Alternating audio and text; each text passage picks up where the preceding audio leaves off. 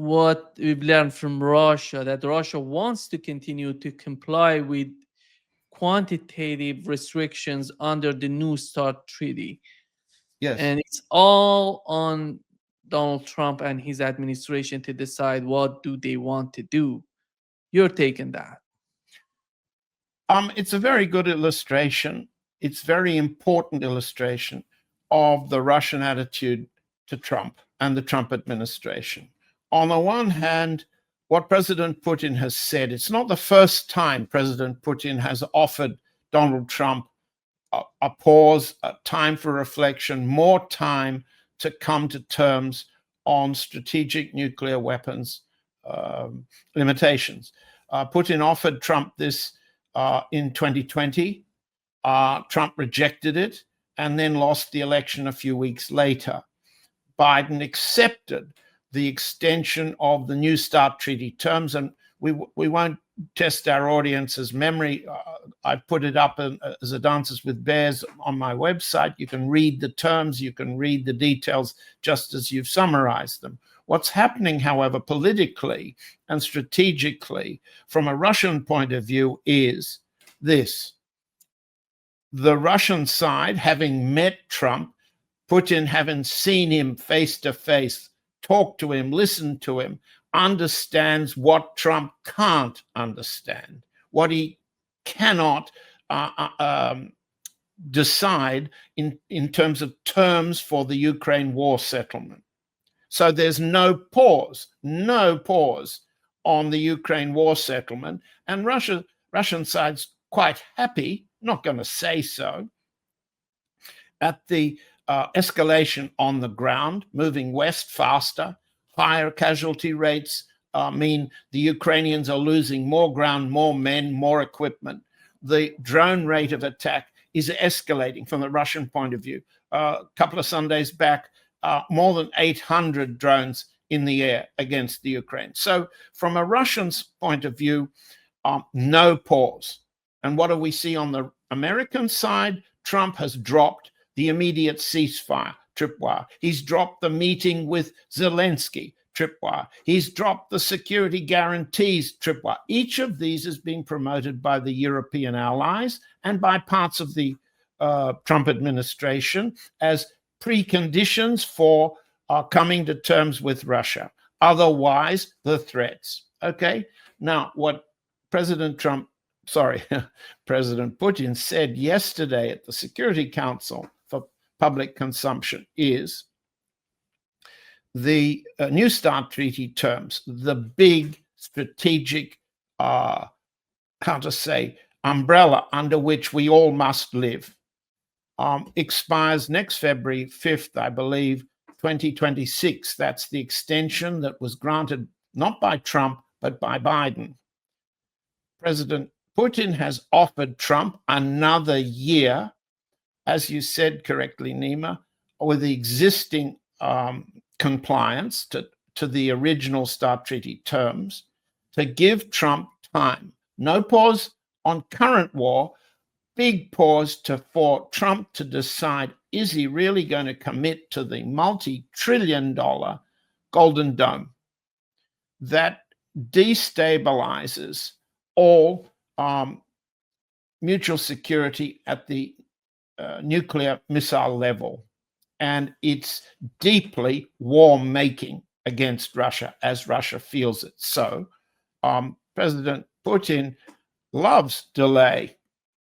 And in this particular case, is offering a strategic delay to Trump in the hope that Trump will be able, or the Trump administration will be able to overcome the constituencies, the regional ones, the vote ones, the Musk money ones, heavily invested in the multi-trillion-dollar Golden Dome business.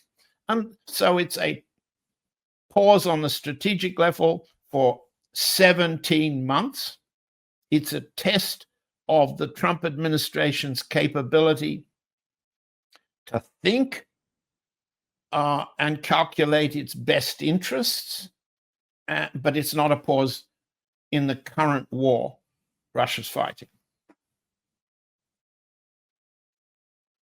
John, looking at the behavior of the Trump administration together with Europeans, he went to the United Kingdom, he talked with them, and it seems that Europe's still thinking of the escalation because it's not just about Ukraine. You look at Moldova, you look at other places. The Yes. drones are moving all around this country. They're talking about new drones are coming to other. Copenhagen Airport.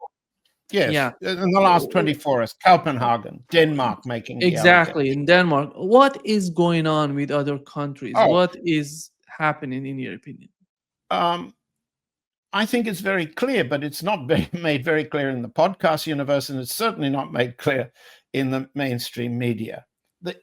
What's clear to me from the evidence, especially the evidence Trump presented in his visit to Windsor Castle and his meetings with Prime Minister Starmer, Trump is a retroactive. Trump can't make decisions about policy or terms of warfighting. What he does, certainly not with respect to Russia, he comes after his own men domestically, led by Stephen Miller, Deputy Chief of Staff in the White House, or in foreign terms, led by the so-called allies, Starmer, Macron, Chancellor Merz of Germany, Stubb of Finland, and others.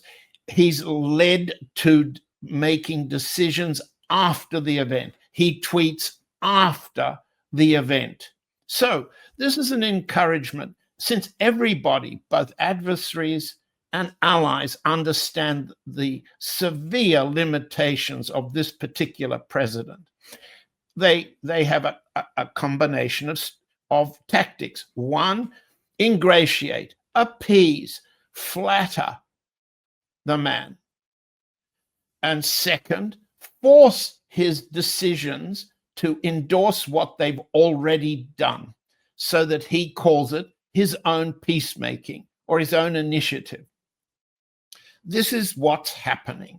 It's happening in domestic terms as Stephen Miller pushes the militarization of Trump policy.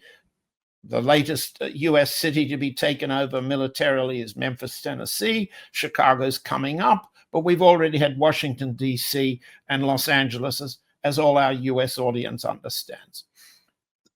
Trump comes after with the tweet, with the 5-minute staged press conference, not with real reporters, with reporters he's chosen who are prompters. They're not reporters anymore. They're prompters. They're a claque of applauding audience to give him the cues he's already remembered as slogans and jingles in his head. These are Trump of the retroactive. So we just go through it.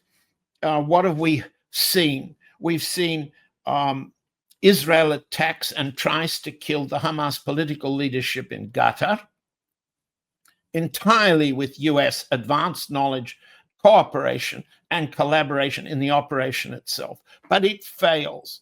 Trump's reaction after, it's a combination. Yes, it was a good opportunity. He favored killing Hamas. No doubt about it. He said so. On the other hand, it's too bad it's a failure. On the other hand, too bad it's interfered with my relations with the Sheikh of Qatar, who's given me a $400 million airplane. I'm obliged. That's a gift. I'm obliged to him. So he's got a number of problems, which he settles after the operation. He was late in understanding. What comes next? The Polish drone incident. Trump's only remarks, shouldn't sound so excited. Trump's remarks, when asked about the Polish drone incident, reveal he doesn't understand what actually happened. He calls the drones disabled.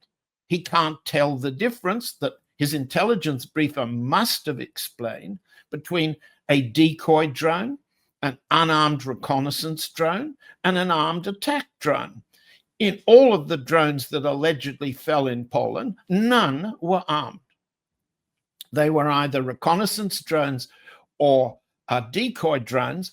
But from a Russian point of view, it's been clearly stated they were flying way out of range of the Russian drones of that type, decoy and reconnaissance.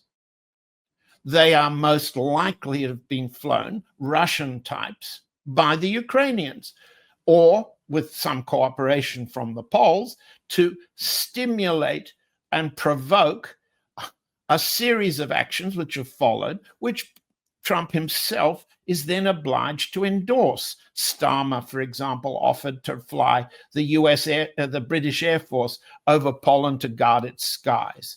Following the Polish event, just before the Polish event, we had the staged event that von der Leyen, the president of the European Commission, claimed that her airplane had landing in Bulgaria had been interfered with by Russian electronic jamming. That was flatly and explicitly denied as dishonest as a lie by FlightAware, the system that monitors all flights in and out of everywhere. So that was an attempt by von der Leyen to dramatize the Russian threat. Then we've had the Estonia event. Estonia has been part of the drone attacks the Ukraine has been mounting on Russia. It was recently party to a sea drone attack on energy infrastructure in the St. Petersburg region area. That makes Estonia a party to the war on Russia. Everybody understands that. What happens in this particular case, however, is that the Italians, not the Estonians, the Italians are flying electronic reconnaissance missions, and they detect what have been mapped by Italian military radar websites as Russian flights, which are in waters off the Estonian coast. The Estonians and the Italians call it Estonian airspace. The Russians call it international airspace. The Italians follow their reconnaissance by putting up two airplanes which escort the Russians. This is all followed by an Estonian claim: we want to have British aircraft carrying nuclear weapons in Estonia. In other words, it's another form of provocation designed to persuade the ruler of the world, President Trump, the peacemaker of the world, the Nobel Peace Prize winning candidate in the world for this year, that he's got to get tougher. And from his point of view, his men encourage him to think he can get tougher because the NATO allies are going to pay for it. So you have an interaction of calculation. Okay? Now, what's also happened, and this is difficult for Trump to cope with, is that so long as he and the United States are making money, he has no real objection to the NATO provocations, each one somewhat different in political meaning at home. And we don't need to go into the Copenhagen airport incident today, in which a couple of large drones interrupted Danish air flights. Never mind that Denmark took military action in the destruction of the Nord Stream 2 pipelines against Russia some years back. Never mind that. They think that they wish to blame the drones above Copenhagen. These are all attempts to save the local European regime and persuade Trump to support them in continuing the war. Trump, on the other hand, is a bit of a problem. If he's fine for continuing the war on all fronts, he's fine for escalating the war, including in space, but he's not fine in losing wars. He has therefore come up with, let's call it the ally reversal ploy. First, he publishes a tweet that had to be written by Stephen Miller and others in the White House, in which he says, yes, I'm in favor of really tough sanctions on the oil trade. and hitting Russia and India and China, Trump adds in one of his recent press gaggles. If we impose oil trade sanctions on China, I'm sure Russia would fold on terms in the Ukraine. He has that in his mind. He has no comprehension of the combination of India, China, and Russia at the moment. But that's not the point. What he said was, yes, I'll impose, but you in Europe have to stop buying Russian oil products. He doesn't get into the difference between crude oil, which Russia supplies to Turkey, to India, and Slovakia and other places still, and where the Turks, the Greeks, the Indians and others convert the Russian oil into petroleum products, which aren't Russian anymore, and Europe needs them. Okay, so what the reversal ploy means is I can't impose new sanctions until you impose new sanctions on the oil trade, knowing that the Europeans can't. We approach winter. Each of these regimes, Trump's included, are highly sensitive to energy cost inflation, oil price inflation, and that particular ally reversal ploy relieves both sides of another attempt at sanction. Then there's, and it's been missed by most everybody, Matthew Whitaker, the US ambassador to NATO, Trump's appointee, an Iowa politician, has been saying very clearly an ally reversal message. We are not going to, and he said it on Fox News a few days back, 2 or 3 days back, after he'd been in Poland, after the drone incident. US will not impose terms on the warring parties. The US job is to mediate between the two parties. We can't exchange. I'll just read you what Whitaker said if I've got it in front of me. Yes, I got it in front of me. President Trump is going to continue to mediate a resolution. I'm reading it. He's not going to set the conditions. Both sides are going to have to agree to a peace deal.